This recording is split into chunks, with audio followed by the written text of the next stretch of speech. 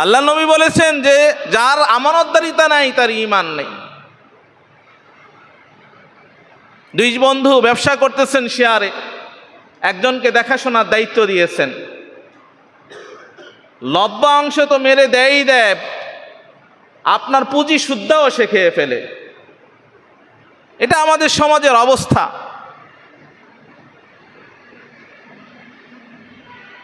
এই জন্য আমানতদারিতা রক্ষা করা অত্যন্ত জরুরি। কতই না উত্তম ওয়াজ আমার আল্লাহ তাআলা করেন। এই আমানতদারিতা সম্পর্কে আমার আল্লাহ ওয়াজ করেছেন, তাহলে বুঝেন এর গুরুত্ব কেমন।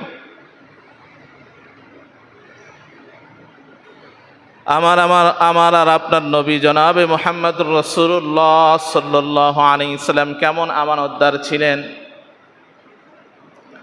হাবিবে কিবরিয়া নবী রাসূলুল্লাহ সাল্লাল্লাহু আলাইহি সাল্লাম তার আমানতদারিতা রক্ষা করার কারণে তাকে কাফের মুশরিক ইহুদি নাসারা উপাধি দিয়েছিলেন আল আমিন তথা বিশ্বাসী। জোরে বলেন, আমার নবীকে এই উপাধি কি কোনো মুসলমান দিয়েছে নাকি? কোনো পীর সাহেব দিয়েছে নাকি? কোনো ইমানদার দিয়েছে নাকি? কোনো আলেম দিয়েছে নাকি? আমার আর আপনার নবীকে আল আমিন উপাধি দিয়েছেন কাফের মুশরিক ইহুদি নাসারা বেঈমানরা। জোরে বলেন ঠিক কিনা? কারণ আমার আর আপনার নবী জনাবে মুহাম্মদুর রাসূলুল্লাহ সাল্লাল্লাহু আলাইহি ওয়াসাল্লাম তিনি শুধু একজন নবী ছিলেন না, তিনি সমাজের সংস্কারক ছিলেন।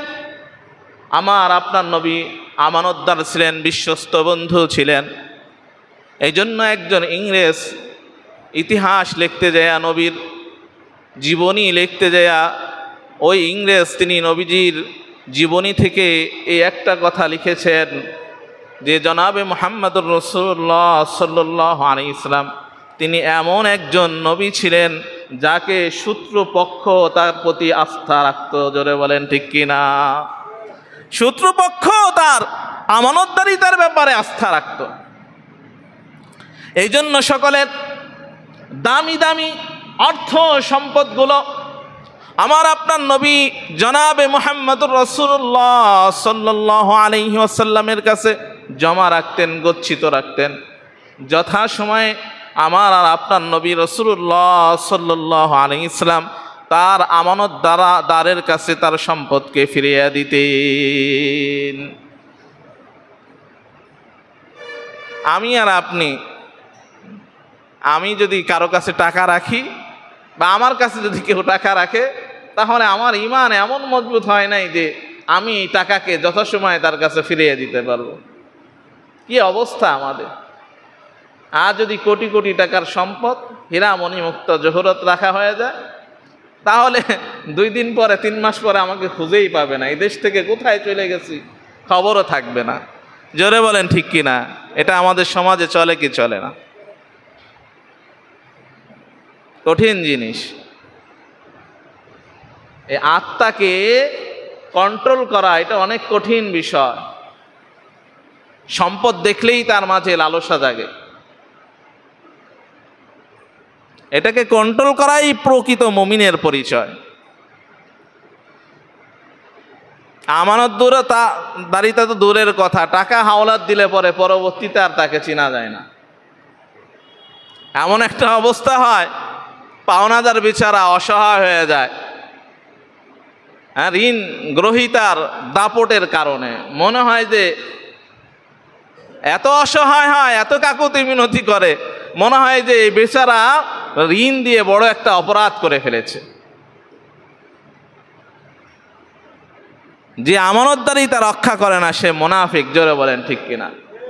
কে বলেছেন? আল্লাহ নবী রাসূলুল্লাহ সাল্লাল্লাহু আলাইহি ওয়াসাল্লাম বলেছেন, আয়াতুল মুনাফিকিনা সালাস, কয় মুনাফিকের আলামত হচ্ছে 3টি। ইযা কাযাবা হাদ্দাসা, যখন কথা বলে তখন মিথ্যা বলে। জোরে বলেন ঠিক কিনা? কথায় কথায় মিথ্যা কথা বলে, নাউযুবিল্লাহ। জোরে বলেন। আল্লাহর নবী বলেছেন আল কিযবু লিকুল্লি উমামা, মিথ্যা কথা সকল গুনাহের মূল, সকল গুনাহের মা।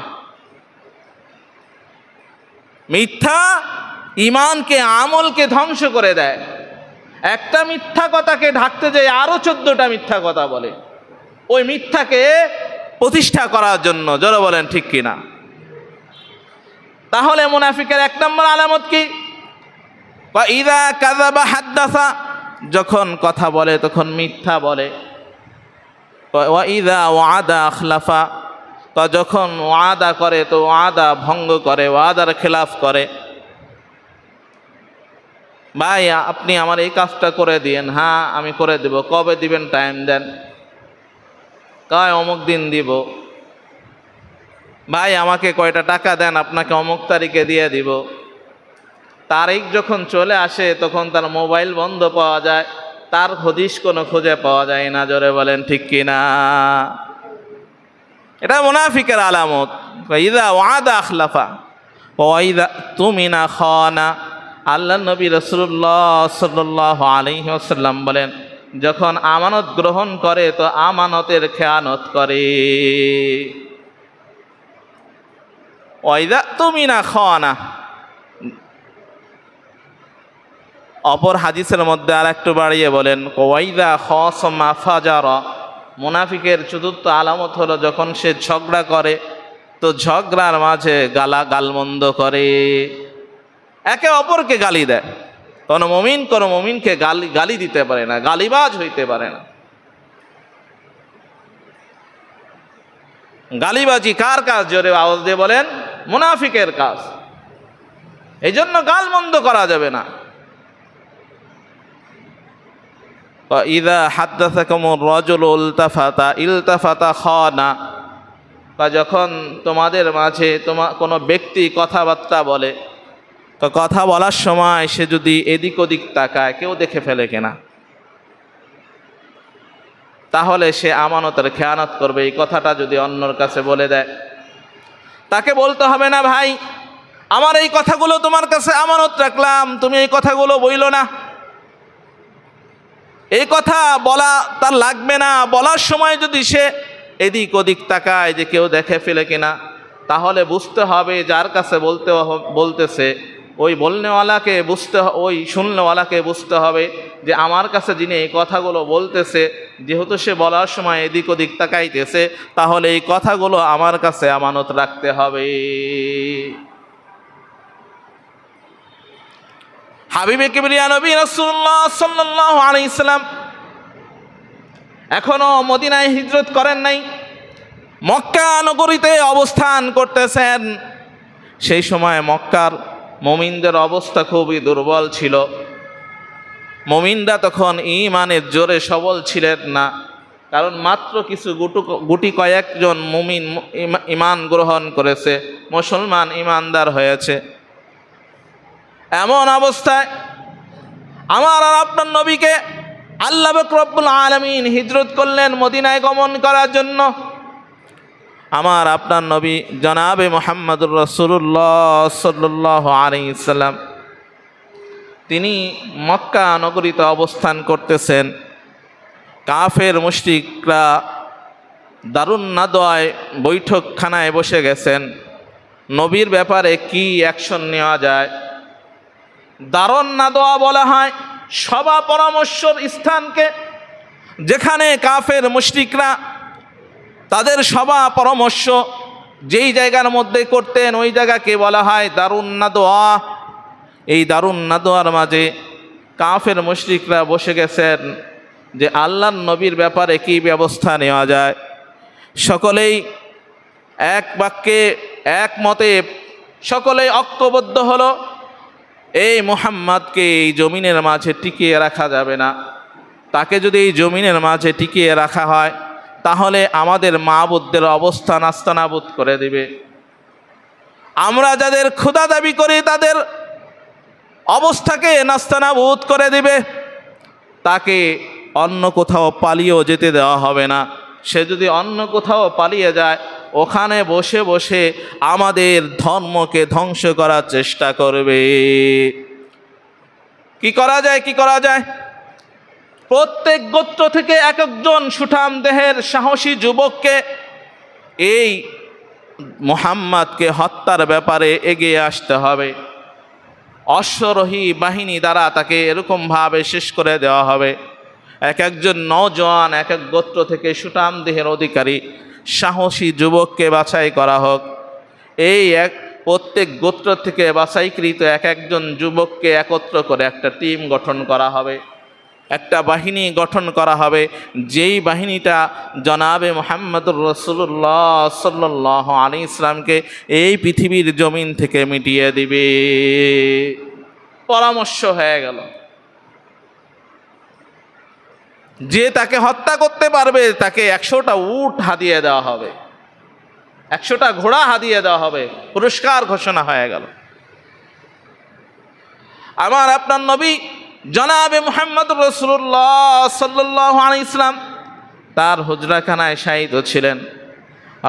রাতের বেলা কাফের মুশরিকদের এই বাহিনী দল আমার আপনার নবী রাসূলুল্লাহ সাল্লাল্লাহু আলাইহি ইসলামের বাড়িকে ঘেরাও করে ফেললেন।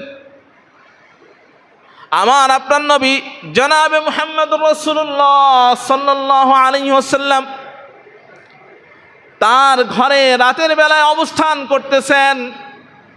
আল্লাহর নবী রাসূলুল্লাহ সাল্লাল্লাহু আলাইহি ইসলামের কাছে ফেরেশতার মাধ্যমে সংবাদ পৌঁছে যায়, ও আল্লাহর হাবিব, আপনার ঘরকে কাফের মুশরিকরা ঘিরে ফেলেছে, আপনাকে হত্যা করার পাইতারা চলতেছে। আমার আর আপনার নবী মুহাম্মদুর রাসূলুল্লাহ সাল্লাল্লাহু আলাইহি ইসলাম এই অবস্থায়ও বেচৈনি হয়ে যান নাই, এমন মুহূর্তেও তিনি তার আমানতের কথা ভুলে যান নাই। হযরত আলী রাদিয়াল্লাহু তাআলা আনহুকে ডাক দিয়ে বলেন, আলী শোনো, আমি এইখান থেকে চলে যাওয়ার পরে তুমি আমার বিছানায় অবস্থান করবে, আমার চাদর মোবারকটা মুড়ি দিয়ে তুমি ঘুমিয়ে থাকবে, আর এই নাও তোমার কাছে আমার গচ্ছিত আমানতের চাবিকাঠি দিয়ে গেলাম, তুমি অমুকের পুত্র তমুককে এই সম্পদটা পৌঁছায় দিবে, অমুকের পুত্র তমুককে তাকে এই জিনিসটা পৌঁছায় দিবে, তার এই টাকাটা পৌঁছায় দিবে, তার এই সম্পদটা পৌঁছায় দিবে।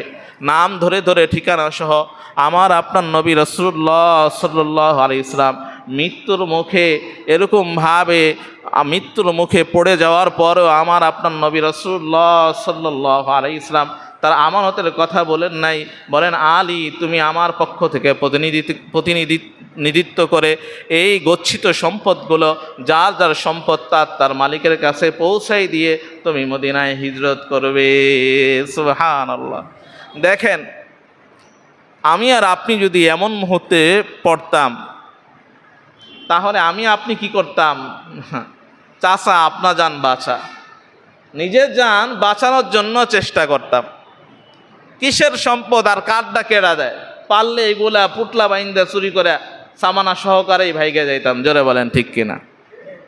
কিন্তু আমার আপনার দয়ার নবী দেখেন, এই মুহূর্ত সে তার আমানতের কথা বলেন নাই। এই জন্য আমানতদারিতা এটা অনেক বড় বিষয়। তাহলে শত্রুপক্ষ তার কাছে নিরাপদ মনে করতেন সম্পদ রাখাকে।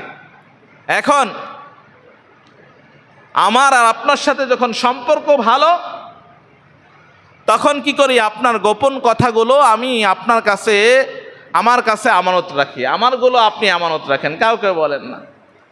যদি কোনো কারণে আপনার সঙ্গে আমার সম্পর্ক নষ্ট হয়ে যায়, বিচ্ছেদ হয়ে যায়, তাহলে কি করি? আমি আপনার ওই গোপন কথাগুলো এগুলো মানুষের কাছে প্রকাশ করে দিই।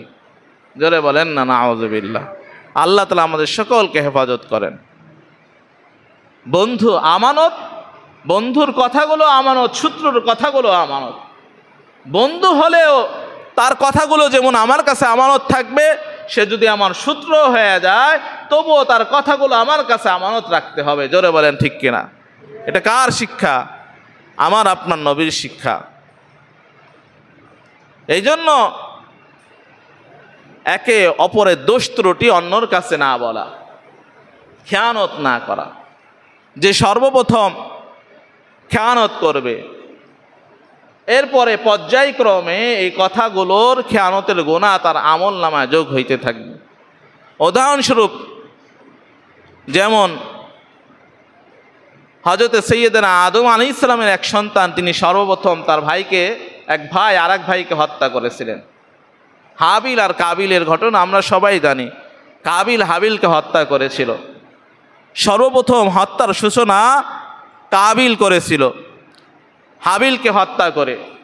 তাহলে এই পৃথিবীর জমিনে যত হত্যাজনিত ঘটনা ঘটবে সকলের হত্যার একটা ভাগ এই কাবিলের আমল নামায় পৌঁছায় যাবে। জোরে বলেন না নাউযুবিল্লাহ, কিয়ামত পর্যন্ত।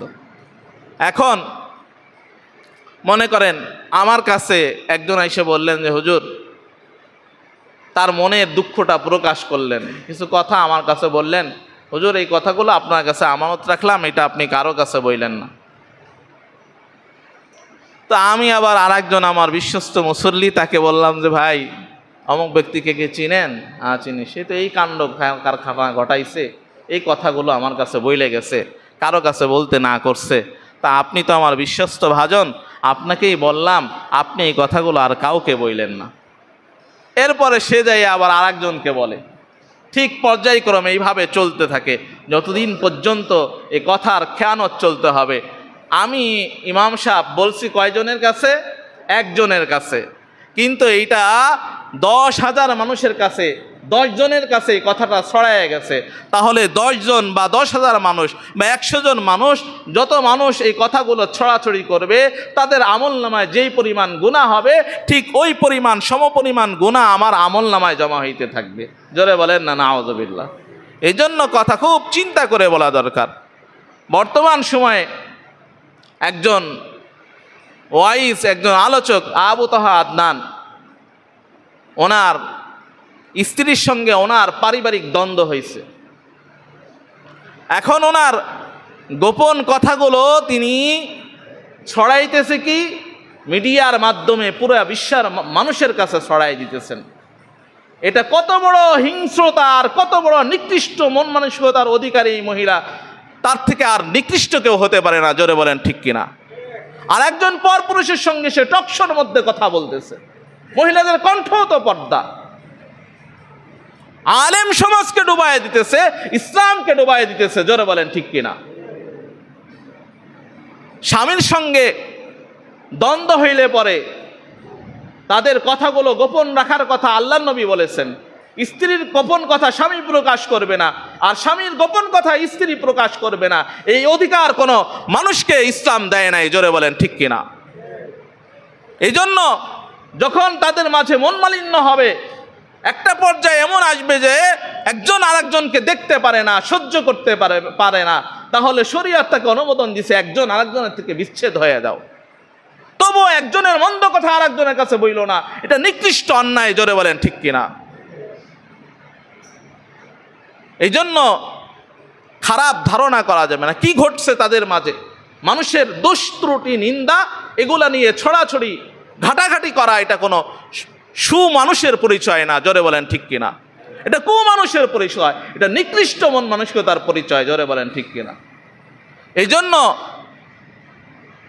যে ব্যক্তি আমার সঙ্গে কথা বলবে, সে যদি কথা বলার সময় এদিক ওদিক তাকায়, তা আল্লাহর নবী বলেছেন, তাহলে বুঝতে হবে এই কথাগুলো আমার কাছে আমানত রাখতে হবে, অন্যর কাছে বলা যাবে না।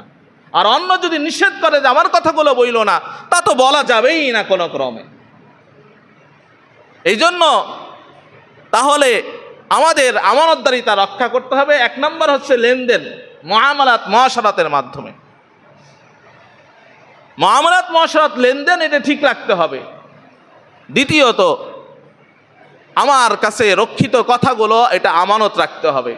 তৃতীয়ত আমার কাছে এরকমভাবে গচ্ছিত সম্পদগুলো আমানত রাখতে হবে, অন্যের সম্পদ। মনে করেন আপনার কাছে কেউ 5,000 টাকা চাইছে, 5,000 টাকা রাখছে আমানত। আপনি এই 5,000 টাকা নিজের কাজে খরচ করতে পারবেন না, অন্যকে হাওলাতও দিতে পারবেন না, এমনকি এই টাকা অন্যকে ভাঙতি দেওয়ার অধিকার আপনার নাই। যেমন টাকা রাখছে এমনই আপনার কাছে রাখতে হবে। হ্যাঁ, যদি আপনি বলে নেন যে ভাই আপনি আমার কাছে আমানত রাখতেছেন, এই টাকাগুলো আমি আমার প্রয়োজনে খরচ করব, আপনার যখন সময় হবে তখন আপনি আমাকে 3 দিন 5 দিন বা 1 মাস আগে জানাবেন, এই টাকাগুলো দিয়ে দেব, তাহলে এটা আপনি খরচ করতে পারবেন। এই অধিকার আপনার রয়েছে। দ্বিতীয়ত দায়িত্বর ব্যাপারে আমানত। আমরা তো ক্ষমতার লোভে, চেয়ারের লোভে, পদমর্যাদার লোভে একজন আরেকজনকে হত্যা করে ফেলাই। আমাদের হানাফি মাযহাবের ইমাম আজম রহমাতুল্লাহ আলাইহি ইমাম আবু হানিফা রহমাতুল্লাহ আলাই তিনি কত বড় ইমাম ছিলেন, জগৎ বিখ্যাত ইমাম, যুগ শ্রেষ্ঠ ইমাম। হযরত ইমাম আবু হানিফাকে খলিফা মানসুর তার সময়ে যিনি বাদশাহ ছিলেন তাকে অফার করেছেন যে কি করার জন্য, প্রধান বিচারপতির দায়িত্ব গ্রহণ করার জন্য, চিফ জাস্টিস।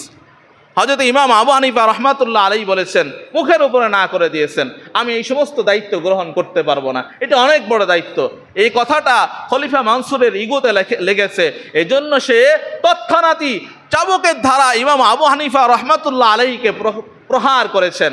এরপরে যখন রাজ্যে ফিরে গেছেন তখন তার চাচা খলিফা মানসুরকে বলেছিলেন, তুমি এই কাজটা ঠিক করো নাই, এত বড় একজন আলেমের গায়ে তুমি এরকমভাবে চাবুকের আঘাতে তার শরীরকে ক্ষত বিক্ষত করে দিলে। এরপরে সে অনুতপ্ত হয়ে মাপ চাওয়ার জন্য তার একজন বিশ্বস্ত লোককে ইমাম আবু হানিফার নিকটে পাঠাইছেন, বলছেন যে তুমি বলে দেবা যে আমি যে ঘটনাটা করছি এটা আমার ভুল হয়েছে, আমি ইমামের কাছে মাপ চাই। সে যদি মাপ করে তাহলে বুঝবা কি করে, এই যে 1 থলি স্বর্ণ মুদ্রা তোমাকে দিলাম এটা তাকে দিয়ে দেবা। সে যদি এইটা গ্রহণ করে তাহলে বুঝবা যে সে আমাকে ক্ষমা করে দিছে, আমিও বুঝবো যে সে আমাকে ক্ষমা করে দিছে। যখন ইমাম আবু হানিফা রহমাতুল্লাহ আলাইহির কাছে ওই ব্যক্তি গেছেন, ওই খলিফা মানসুরের দূত ইমাম আবু হানিফা রহমাতুল্লাহ আলাইহি বললেন যে আমি তো তাকে সাথে সাথেই মাফ করে দিয়েছি। জোরে বলেন না সুবহানাল্লাহ। সে না বুঝে, আমার ভাই একজন মুমিন ভাই, সে না বুঝে আমার উপরে জুলুম করেছে, আমি এটা তাকে মাফ করে দিয়েছি। আল্লাহ তাআলা তাকেও মাফ করে দেন, আমাকেও মাফ করে দেন। এবার বলতেছেন, এই নেন 1 থলি স্বর্ণ মুদ্রা, বাদশাহ আপনাকে উপহার দিয়েছেন, এই স্বর্ণ মুদ্রা যদি আপনি গ্রহণ না করেন তাহলে বাদশাহ বলেছেন যে তিনি বুঝবেন যে আপনি তাকে ক্ষমা করেন নাই।